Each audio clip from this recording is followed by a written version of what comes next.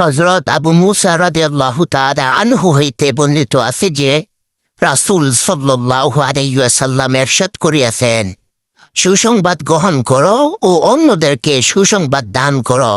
যে ব্যক্তি খাঁটি দিলে লা ইলাহা ইল্লাল্লাহ স্বীকার করিবে সে জান্নাতে প্রবেশ করিবে। যে ব্যক্তি খাঁটি দিলে লা ইলাহা ইল্লাল্লাহ স্বীকার করবে সে জান্নাতে প্রবেশ করিবে।